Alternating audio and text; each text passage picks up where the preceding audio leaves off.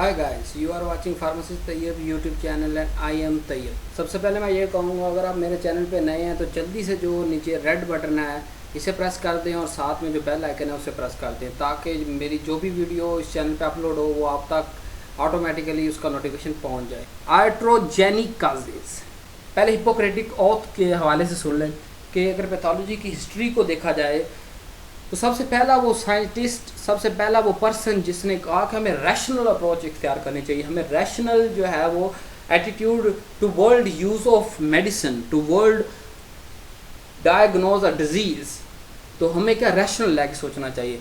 यानी कि जब हम एक्चुअली होता है क्या, जब भी कोई फिजिशियन या फार्मासिस्ट ऑन ड्यूटी जाता है फर्स्ट डे पे, तो वो ये ओथ उठाता है, सारी ज़िंदगी के लिए ओथ उठाता है कि मैं जो अपनी डायग्नोसिस है प्लस जो प्रैक्टिस का जो है वो रैशनल अप्रोच में करूँगा। यानी कि यहाँ हॉस्पिटल में या जब भी मैं किसी पेशेंट के सामने हूँ तो वो मेरे लिए पेशेंट है और मैं उसके लिए फिजिशियन हूँ।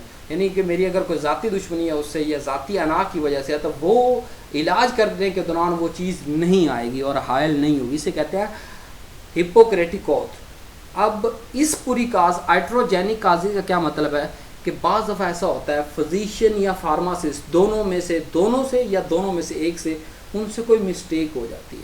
वो मिस्टेक उनकी मिसअंडरस्टैंडिंग यानी किसी डिजीज़ को ना समझने की वजह से भी हो सकती है, या ह्यूमन एरर है ना, यानी कि मेडिसिन प्रिस्क्राइब करते हुए फार्मासिस्ट से गलती हो सकती है, वो डोज ज़्यादा कैलकुलेट करने के दौरान गलती हो सकती है, फिजिशियन का डायग्नोसिस जब करेगा तो तब उससे कोई गलती हो सकती है। यानी कि 2, 4, 6 पॉइंट के बाद उसे किसी और डिजीज़ की तरफ जाना चाहिए था, लेकिन उसने किसी एक ही टेस्ट पे रहते हुए कोई और डिजीज़ डायग्नोज कर दी। यानी जैसे मैं एग्जांपल देता हूँ कि लीवर का डिजीज़ है, तो अब हमें लीवर की डिजीज़ को ही कहना चाहिए, फिजिशियन को लीवर की डिजीज़ ही डायग्नोज करनी चाहिए थी, लेकिन उसने ब्लड प्रॉब्लम बना दिया। अब हम सारी जो मेडिसिन है वो ब्लड की देंगे। अब क्या होगा, ये जो डिज़ीज़ है, इस तरह कोई भी एग्जांपल ले सकते हैं आप।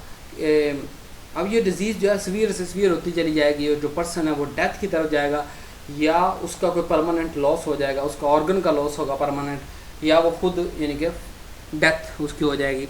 तो अब ये सारी काजेज़ यानी कि फिजिशियन और फार्मासिस्ट की जान के नहीं अनजाने में जो भी गलती की वजह से पेशेंट का जो नुकसान हुआ, permanent loss of organ, permanent loss of any body part, या उसका जो है डिजीज़ का ज़्यादा बिगड़ जाना, या उसका वो खुद डेथ की तरफ चला जाए, तो इन सब काजेज़ को हम आर्ट्रोजेनिक काजेज़ कहते हैं। Do not forget to subscribe our channel, press the bell icon to get more and latest video. ये नीचे जो लाल बटन नज़र आ रहा है आप इसको जल्दी से प्रेस कर दो, साथ में बेल आइकन को प्रेस कर दें। Goodbye, thank you.